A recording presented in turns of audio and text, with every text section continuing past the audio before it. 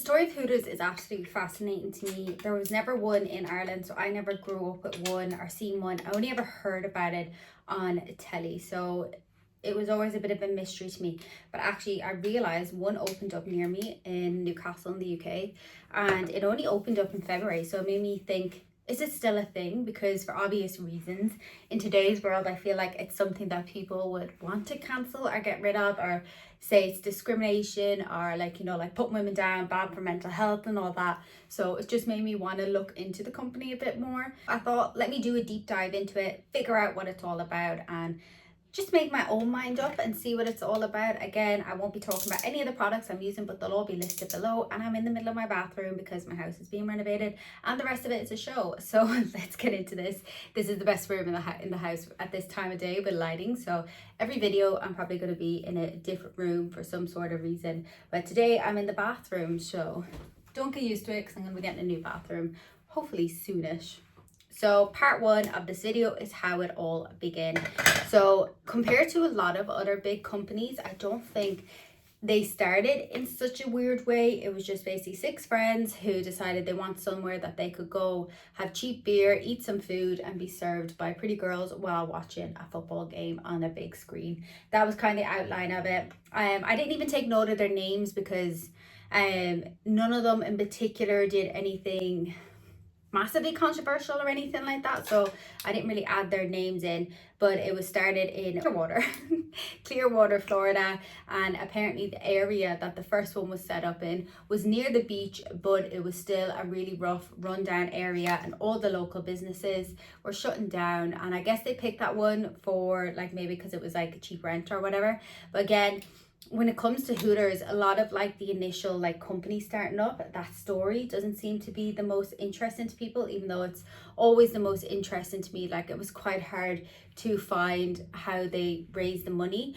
But the 6 guys that did start it, they didn't have any restaurant experience. They all had some business background, so they all had something to do with business. So I guess that's where they thought. But actually, it was April Fool's Day 1983 when they founded the company, and they said, I think that's when they like registered it, and they said they picked that date because they didn't really think it would work. And then it was October 1st 1983 that the first one actually opened, and the 6 of them have said they really didn't think it was going to work. They just kind of thought they would give it a go and just see how it would work out. I was looking it up. I thought I was being all like smart and was like, oh, why isn't there a male version of this? So then I researched, and get this, there was one made in Texas, and I need to make sure I get the name right because it was absolutely hilarious.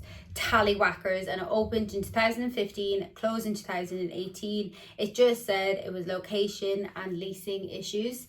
But I actually did think, I was like, I don't think personally I'd want to go to one, but you know, like I'd go to Chippendales for like a hen party, and I guess like it's always kind of seen as like middle-aged women will probably go to see like hot guys, but I probably wouldn't go. But I did see like the Chippendales a couple of years ago at like a hen party, and that was good fun in Liverpool. But apart from that, yeah, so it didn't really last.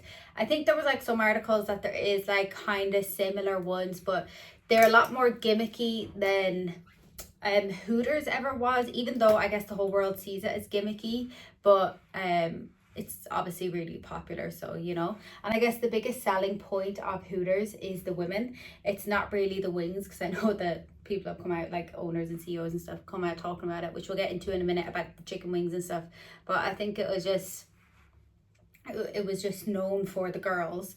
And I think growing up, I remember like seeing Hooters, and it was the same when I used to see like a Playboy magazine in a shop.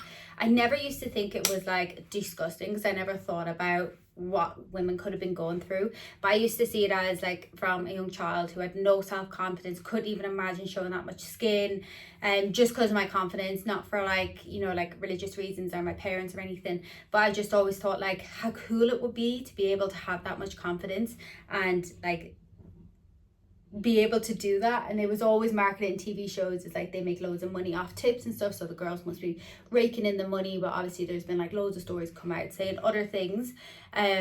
But yeah, so I always saw it as kind of like a good job rather than like a trashy job, if that makes sense. One quote on Wikipedia that said like the girls are all American cheerleaders, surfer, girl next door. Because I guess the thing is, anyone can go anywhere to get a beer, and they can go anywhere to get chicken wings and watch football anywhere. But Hooters has like these hot girls going around, and it's girls that are serving you. That was the thing, that was the selling point. Even though like CEOs and stuff have come out being like, well, it's the chicken wings and yada yada. It's like, no, it's the girls. I don't think it's the food. I've never been into it. And even I think it's like kind of, it's not like taboo, but it's almost like, oh, people are over Hooters, so they don't go there anymore. Because it was weird that one had opened up so recently in the city where I'm near. So it just seemed like wasn't really meant to be there, but it is there, and it's still there today, so it must be doing well. But in Newcastle, there will be a lot of stags and hen parties will come here. So I'd imagine like stags will go there for like starter drinks and some chicken wings and then go on like a night out. So I think that's why it would make sense to be in the location where it is. I'm at some point saying that the logo is a hooter, is an owl. So that's how they came up with the Hooters, because hoot hoot is what an owl says. Which obviously the way they have the logo done is like, you know, double meaning.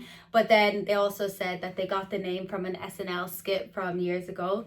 Refer to a woman's breasts as boobs, jugs, Winnebagos, or golden bozos.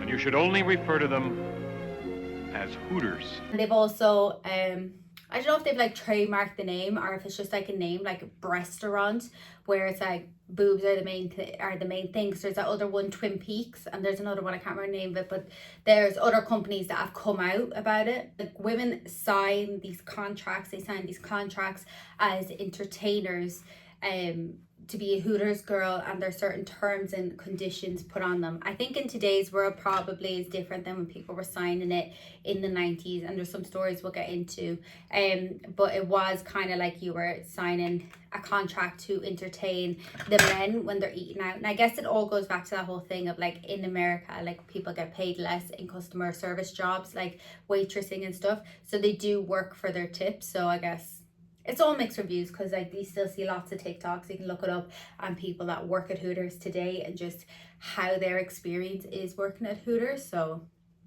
it's an interesting one to see. But I guess when you're signing that contract, you kind of know what you're signing yourself up for, in the sense of how you're meant to present yourself. And I know that sounds so wrong, but I guess it's like the bottom line of it, isn't it?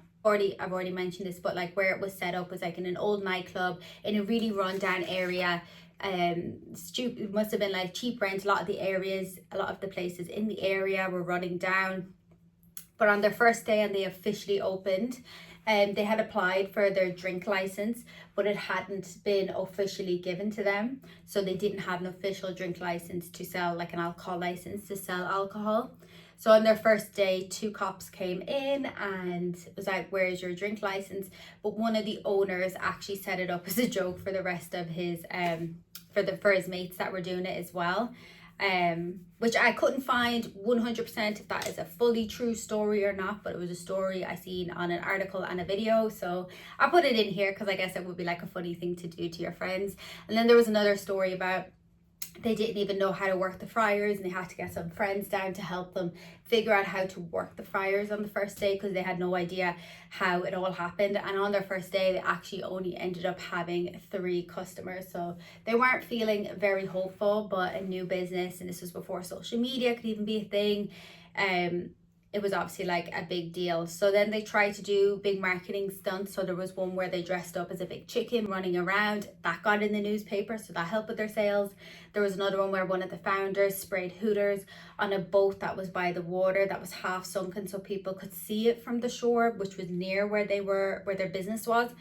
But their first big break was in 1984, which like isn't crazy long since they've opened, which is just, you know, like crazy. The Super Bowl was happening in Tampa, which is obviously close by, and the Redskins were playing against the Raiders. And there was a guy called John Riggs that was like a star player for the Redskins team. So he went into Hooters before the match to have a drink or eat or whatever, and then after the match was over, he went back with his teammates. All them photos ended up everywhere, all over the newspapers, everywhere. So then they got really massive from that, and like practically overnight their sales like doubled because these star football players were there.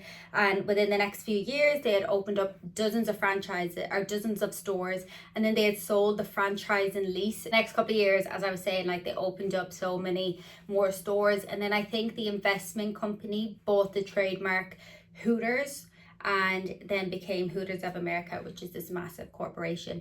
I couldn't exactly find out factually the correlation, like if the 6 guys had completely sold it, how much that wasn't in it. So if I can find it in the meantime, I'll put an article up on the screen, because it was a bit difficult to find the exact of it, because like numbers and stuff, and because it was so long ago, and everything you look up is it takes forever. So in 1965 the first Hooters girl was Lynn Austin, and she became a Playmate, which was absolutely amazing. She was Playmate of the Month, and at this time in the world Playboy was like top tier, like it was just amazing. So they had articles, free photos in the magazine, articles made about it. So that obviously made Hooters way more popular as well, having someone in Playboy at the time. In 1991, Hooters restaurants were making 100 million in sales. Like, that is insane. The company was only open like less than 10 years at this stage.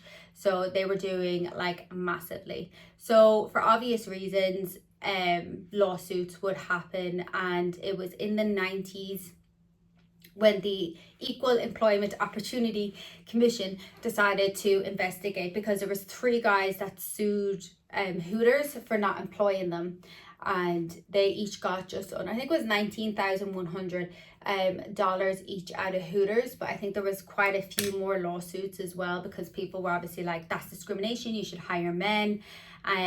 But on the flip side of it, it's like, would you go to Hooters as a guy if there was some guy? And they did a whole campaign about this, which I'll get into in a second. But it's called the Hooters girl for a reason. Now, if it was a problem with trans girls, that's a whole other topic. But men versus women, it's a really hard one to kind of judge off. So after the lawsuit, Hooters came out saying that they would create jobs that were able for men. And Hooters initially got away with this, was they came out saying, yes, we'll create jobs for men, but we are not hiring men to be on the restaurant floor serving drinks, serving food, anything like that. And how they got away with it was they said they were hiring entertainment. So the women were there to entertain the men. And how they got away with like the uniforms are just discriminating in having women instead of men. They just described it as it's like a movie, and you have men for certain roles, women for certain roles, and you will have, you know, all these kind of things. That it doesn't mark out the discrimination against color, which has been a topic in certain branches. But when it comes to the gender, that's how they fought against it. And that's how they got away with telling women, like, you have to have your hair down, you have to have your hair up, you have to wear makeup, you have to wear the uniform that we provide. Like, there's no option. You can't go, I want to wear long pants because I'm cold. That wasn't an option. You have the Hooters uniform and you are a performer. And that was just how it all happened. To this, they came out with a marketing campaign with a hairy guy called Vince. That's how it was like described everywhere. A hairy guy called Vince wearing the Hooters uniform, like holding a plate of food or something, and being like, is this what you want? Is this what you want when you come to Hooters? And they like spent millions advertising that everywhere. Obvious reasons, people don't want that, especially men that want to go in and be served by pretty girls with, you know, big boobs and small waists, and that's what they want. That's what they're going in. So that's how they said it. They were promoting, they were hiring entertainers, they weren't hiring just staff, and that's how they got away with it. And then there was a really interesting story of a contest that happened in the early 2000s where they said the employee that sells the most beer in X amount of time wins a Toyota. And they advertised this on April 1st, whichever year it was. And then it came out that the girl that won was like, oh my God, I won a Toyota. And then when she went outside to win her prize, it was a baby Yoda. It was a toy Yoda. Like a toy Yoda, like a teddy of Yoda. And she was obviously like fuming by this because it went on for a couple of weeks and everyone would have been working so hard. Everyone would have been working so hard to make sure that they got all the sales so that they could win the competition. So obviously when it came out that it was a hoax, it was like, well, we advertised it on April Fool's Day, ha ha ha. She didn't find it funny at all, and she actually sued the company and ended up winning. And we don't know exactly how much she won, but her lawyer came out saying, well, she's got enough money now that she can go to the Toyota store and buy anything she wants. And do you know what I find is hilarious? If this was today, she probably would have been given a lot of money off Hooters plus a free car from Toyota and became an influencer. So how times have changed, that would have just been the thing. So there was obviously like the problem with the uniforms and just like women's rights. People were protesting on both sides of it. So I guess that topic is more up to you, because I can kind of see both sides of it, but then when you look slightly deeper, you can see deep into both sides, and then it just branches off into more. So I'll leave that up to you and what you think about that. 2021, there was outrage on TikTok, especially because a lot of the girls were coming out talking about the new uniforms, that they were a lot skimpier, and they were, to be fair, they were like a lot shorter. And then the company came out basically saying like, you don't have to wear the new uniform, you can wear the old one, this is just the new one. And I think they kind of had to come out saying that because obviously there was a lot of backlash from women that I worked there and were like, our uniforms are already so skimpy, so we don't want to. Another fascinating story about Hooters and their uprise was in 2003 until 2006, they had an airline. So they bought a plane from a different company and they changed it out, gave it all the Hooters logo, all orange, all the interior was like the Hooters orange. I couldn't figure out why they picked orange.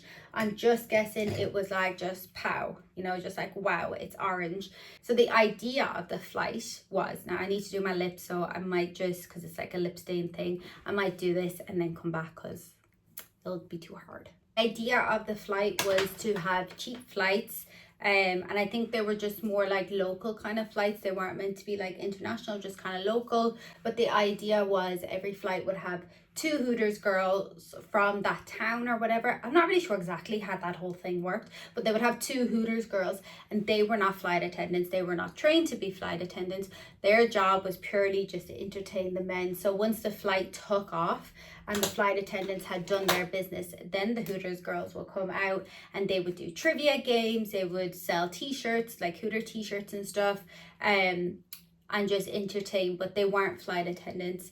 But for like a list of reasons, so at this time cheaper airlines were coming to be a thing, so that's why they were finding it hard to compete, because who wants to take their family on a Hooters flight? I guess that was the main thing. Like if people were like traveling with their family, they probably don't want to go on a Hooters flight if they can get the same price flight with an airline who isn't going to have the Hooters girls running around. And I guess, again, that would depend on how you feel about Hooters as a company and women's rights.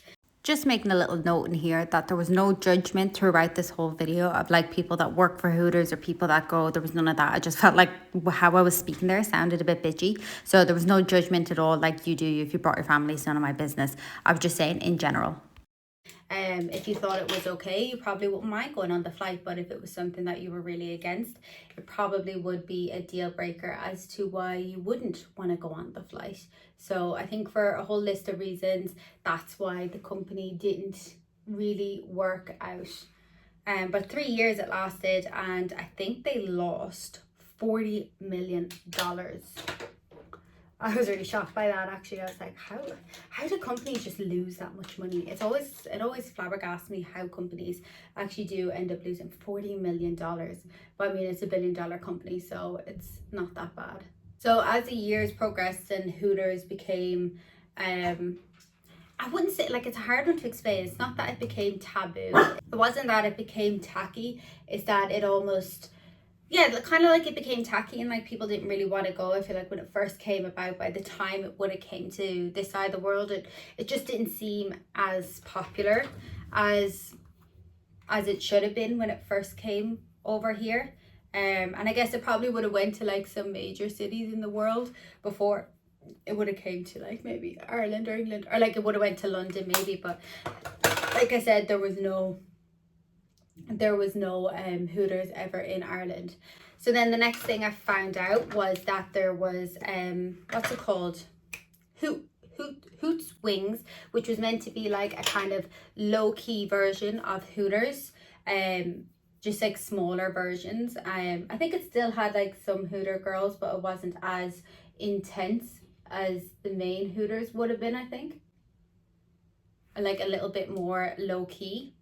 And then they started doing delivery. I think this was around COVID time. Like obviously every company had to kind of adapt to that, but then they kind of came out with this thing of saying, well, now you can go to Hooters and say, well, I just had it delivered, which I thought was just like a bit sleazy of the company to promote that. I don't know. I mean, I don't think I care, like if my fella went to Hooters, be like, whatever, I don't think it would bother me, but I do understand why it would probably bother some other women if they were going to, like, if it was going all the time, I'd probably say something, because I'd be like, is the food actually that good? You know what I mean? But if you just go into like, look, girls, like, get a grip of yourself, you know what I mean? Today there is over 300 like restaurant stores in 29 countries. That's what it says on the website, which I kind of believe. And although there's loads of articles saying that their revenue is down, in 2024, their revenue was 1.2 billion. And this reminds me, like when people talk about say MAC Cosmetics, right, and they'll say it's just not as popular, like how is it still open? They are still massive in other countries, like in Asia. I'm pretty sure that's like where most of MAC's money comes from. They're also still in every airport, so people will pick up stuff. Like there's so many companies like that where you just wonder where everything comes from or how they're making their money. But it's not just here, like just because you don't see it doesn't mean it's not making a lot of money in some other places. And I'm pretty sure they have like a couple of different stores and stuff in the likes of Vegas, and again that's where like stag parties, hen parties would happen, so it's like quite popular in certain locations. And like I said, like I feel like the one in like Newcastle near me, like me and Lewis probably won't go in, but I'd imagine there's lots of stag parties that would go. Lots of stag parties in the country that would go there just to go out. I guess one of the main things that I haven't talked about obviously is just how Hooters has affected women. There is countless stories, and I can't end the video without talking about them. There is countless stories out there of women that have been sexually harassed. There is women that have been obviously harassed by customers. Was like something, it came up more about how management treated them rather than how customers treated them, which was interesting because customers are meant to be like the drunk ones. But there was like lots of stories about how they were treated kind of crap by their managers, but not as bad by customers. And obviously everyone has a different experience on that as well, so I don't want to talk for everyone, but there was obviously quite a few stories about that and about discrimination against race. That wasn't just any particular location, that was worldwide, that a lot of like black women weren't getting employed, which I think is just obviously disgusting on so many levels. So yeah, I think that kind of side of it should be addressed, because I think a lot of the times that's not the one that's addressed.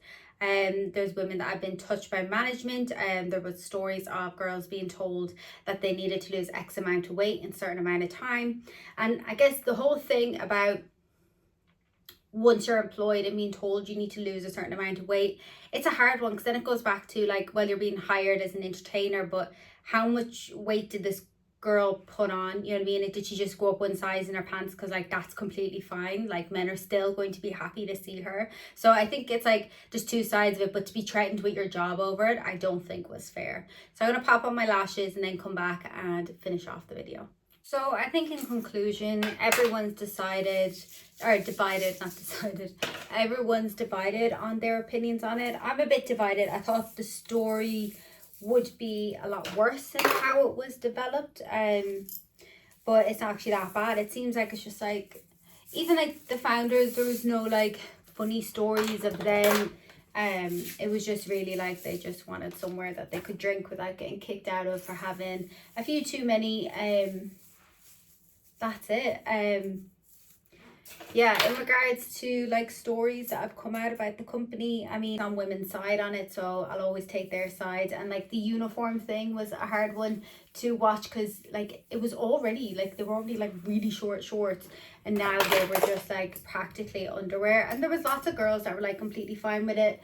I saw like people saying like, well, it just means I'm gonna get more tips and stuff. So but I do think it's good that the company did come out and say like, oh no, you can actually wear what you want, because that's only fair, I think, for people. They should be allowed to wear which one they want. But I think the first one was already so like skimpy that it was kind of like, what do you mean you're bringing out like a skimpier one? That's just not fair on the staff. But yeah, so I want to know your opinions on it and what do you think of it. It's really interesting how this business started. If you're interested in how businesses are started, check out my channel. I've got a video here about Ryanair I posted. Irish girls, that was my first like talk video. And let me know what you think. Check out the list of everything that I used on my face below, and I'll see you in another video.